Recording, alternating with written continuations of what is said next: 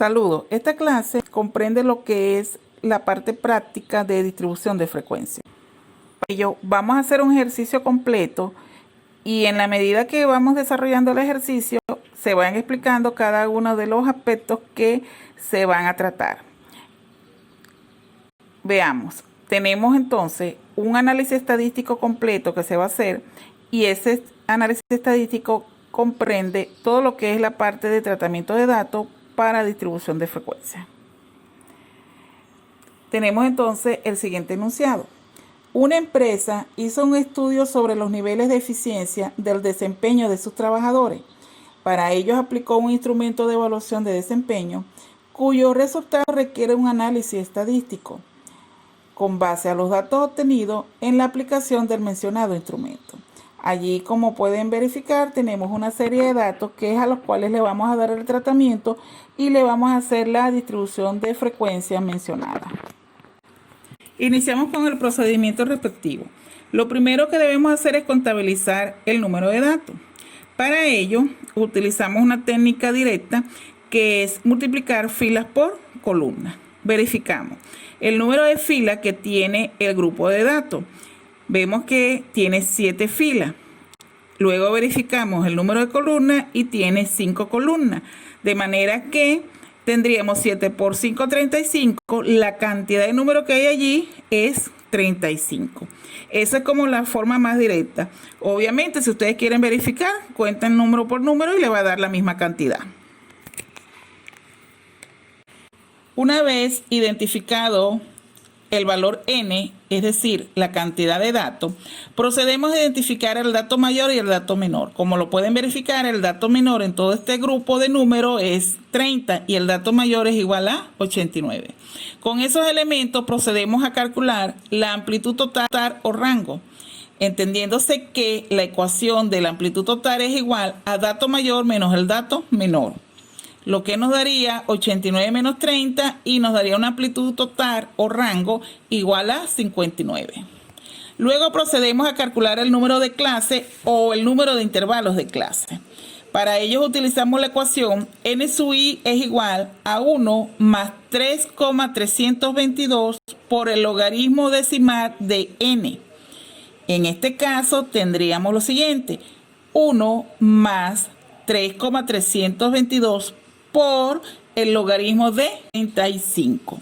Eso nos daría 6,129 y lo aproximamos a 6. Por lo tanto, el número de clase es igual a 6. Seguidamente, pasamos a calcular el tamaño de la clase, que la denominamos I o C. Según la ecuación, I es igual a amplitud total sobre el número de clase.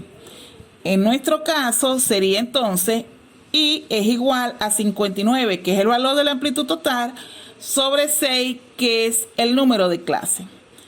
Como resultados obtendríamos 9,83, lo aproximamos a 10. Se aproxima un número entero por exceso de efecto según sea el caso, de acuerdo a la regla de aproximación numérica.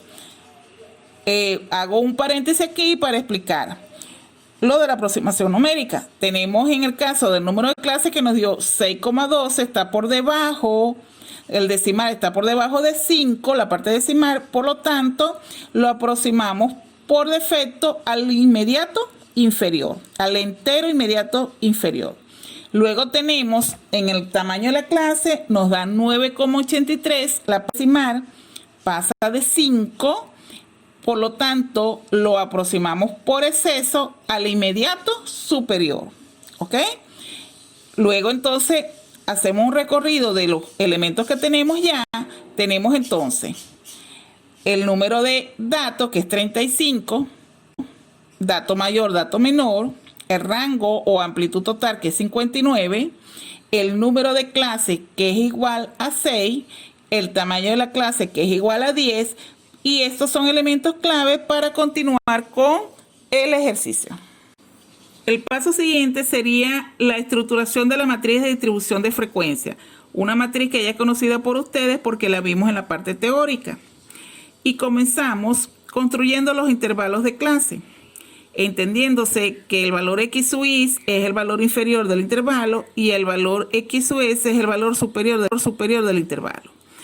Como nos dio que el número de intervalos de clase o el número de clase es igual a 6, construimos una matriz que contenga los 6 intervalos, como lo están viendo acá, y una fila posterior donde haríamos las sumatorias o los totales correspondientes.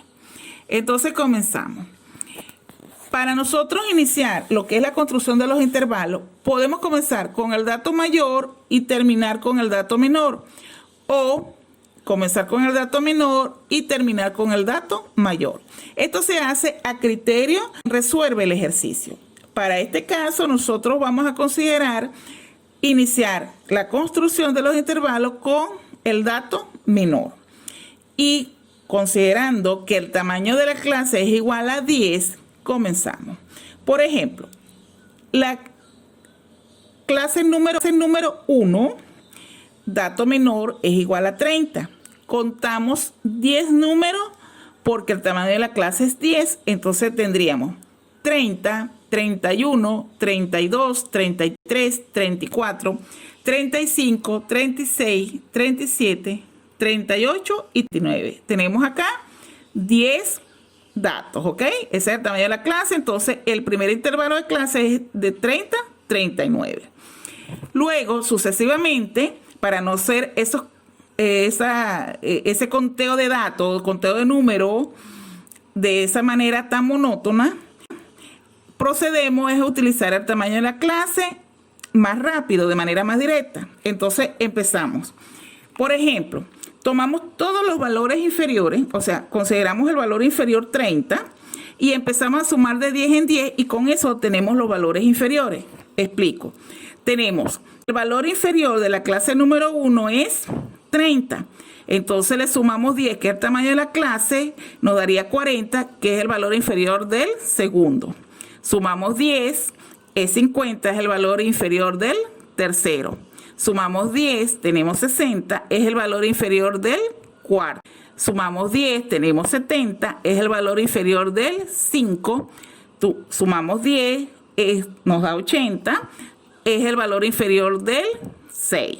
¿Ok? Luego hacemos el mismo procedimiento con los valores superiores de los intervalos de clase. Tenemos en el primer intervalo de clase, tenemos que el valor superior es 39. El tamaño de la clase es 10. Entonces 39 más 10 nos da 49, valor superior del segundo. 49 más 10 nos da 59, valor superior del tercero. 59 más 10 da 69, valor superior del cuarto. 69 más 10 nos da 79, valor superior del quinto. 79 más 10 nos da 89, valor superior del sexto. Y se dan cuenta que el dato mayor está del intervalo de la última clase, ¿ok? No necesariamente el dato mayor tiene que abarcar el extremo superior. Pudiera ser que haya una diferencia de 3 o hasta 10 unidades con respecto al dato mayor. Pero en este caso, el valor superior del intervalo de clase número 6 coincidió con el mismo valor del dato mayor. Lo que sí es una regla es que el dato mayor siempre debe estar contenido en el último intervalo de clase. Continuamos con la estructuración de la matriz de distribución de frecuencia. Ahora procedemos a calcular los límites inferiores y los límites superiores. Para los límites inferiores, simplemente tomamos todos los valores inferiores de cada intervalo de clase y le restamos 0,5. Y para el cálculo de los límites superiores, tomamos todos los valores superiores de los intervalos de clase y le sumamos 0,5. Pero como el caso anterior, también podemos utilizar el tamaño de la clase para ubicar directamente los valores a partir del cálculo del primer intervalo de clase. Entonces iniciamos. El valor inferior del primer intervalo de clase es 30. Le restamos 0,5, nos da 29,5. Luego le sumamos 10, nos da 39,5. Sería el límite inferior del segundo intervalo de clase. Sucesivamente, hacemos con el otro intervalo de clase, sumándole 10, nos da 49,5, tenemos el del tercero. Sumamos 10, nos da 59,5, tenemos el del cuarto. Sumamos 10, nos da 69,5, tenemos el del quinto.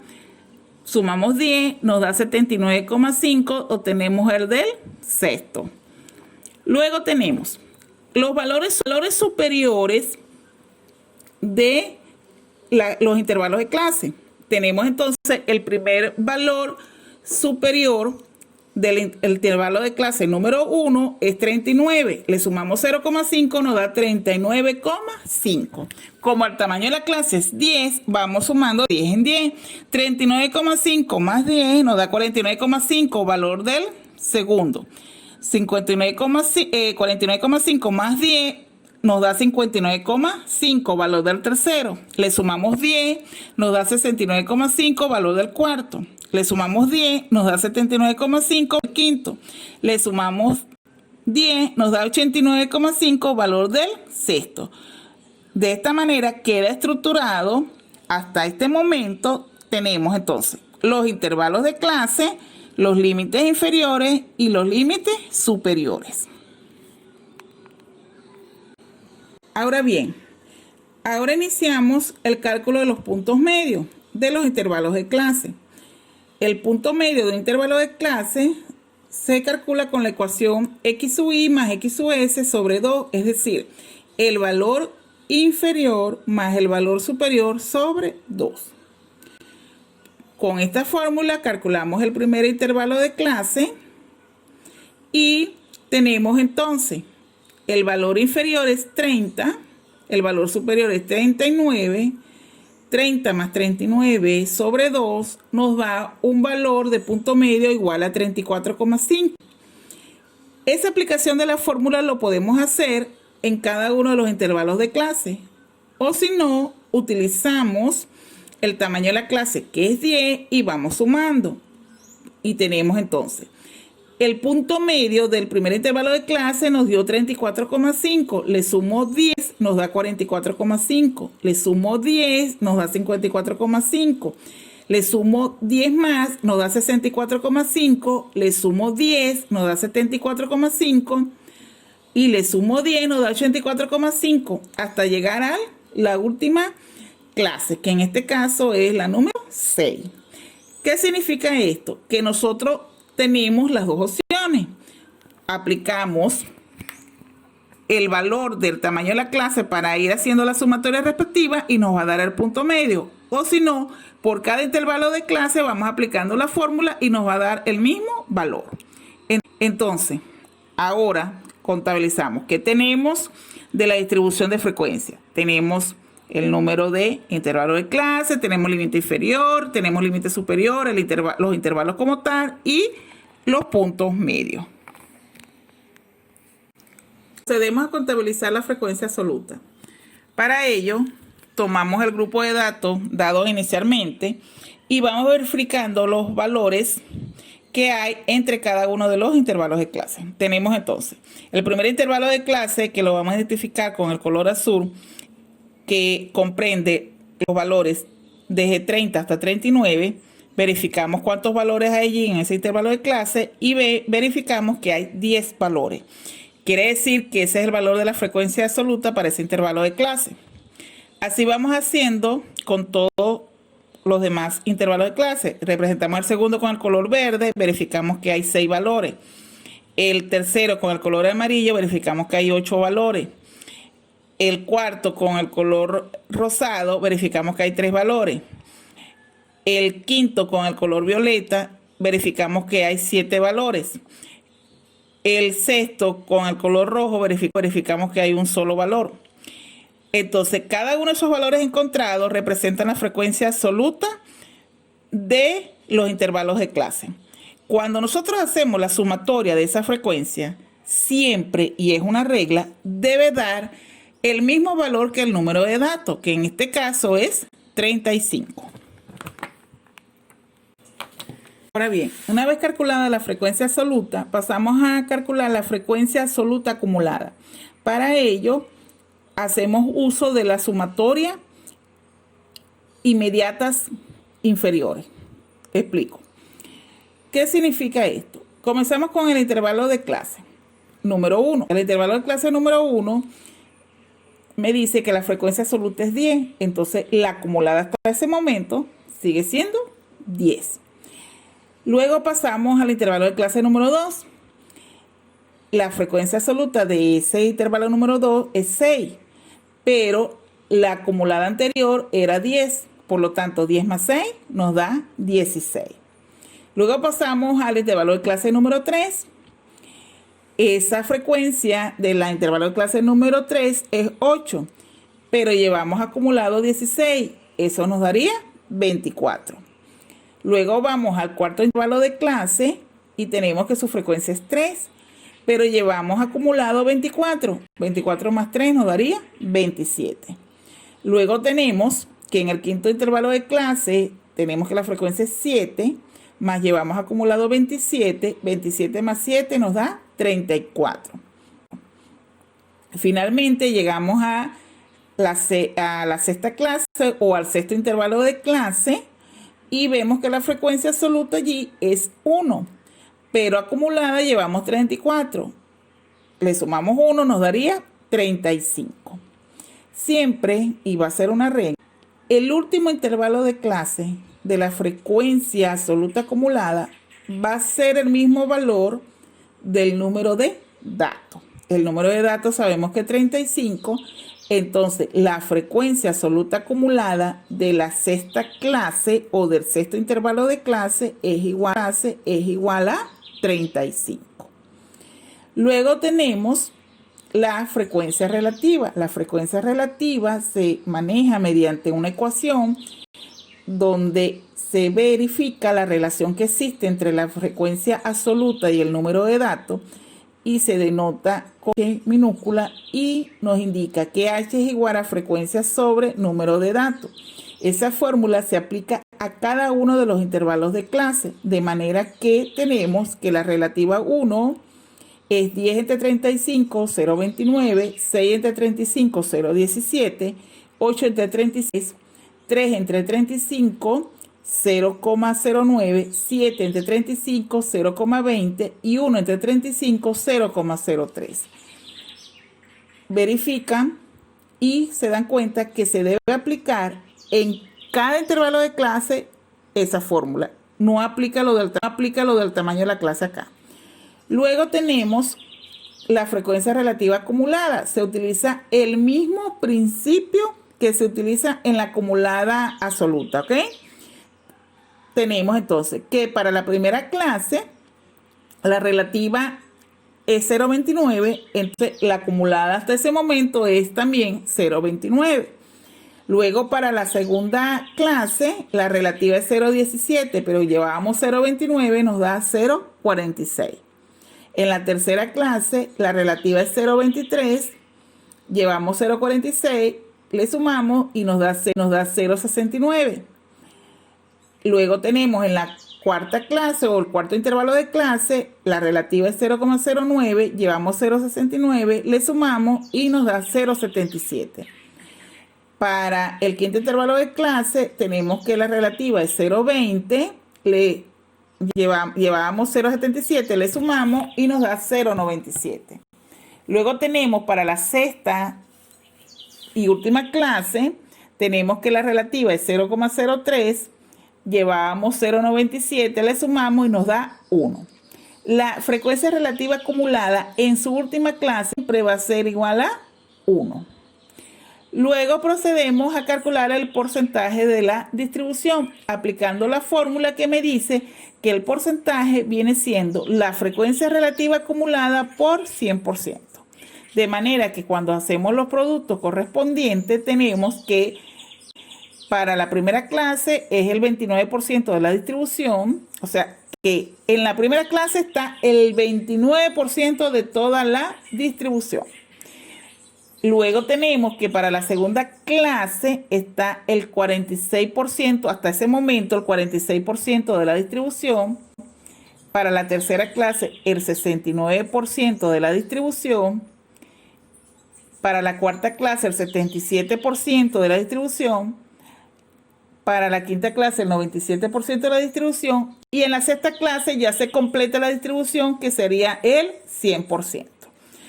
Quiere decir que no podamos aplicar una fórmula de porcentaje individualizado. Cuando digo individualizado es que en vez de ser con la relativa acumulada sea con la relativa simple, ¿ok?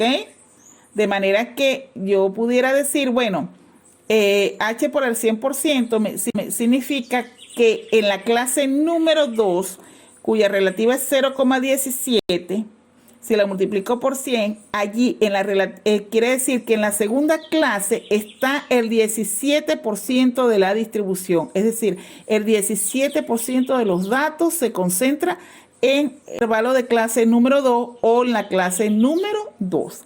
Eso es si quiero discriminar los porcentajes. Para efecto de lo que estamos haciendo el porcentaje acumulado. Explico lo del porcentaje discriminado, es por si se genera una pregunta respecto al porcentaje específico de una clase en particular. Ok, con esto hemos completado lo referente a la distribución de frecuencia básico, ¿ok? En la próxima clase daremos la distribución de frecuencia, pero ahora con medidas de tendencia central, con desviación típica y varianza. Hasta la próxima clase.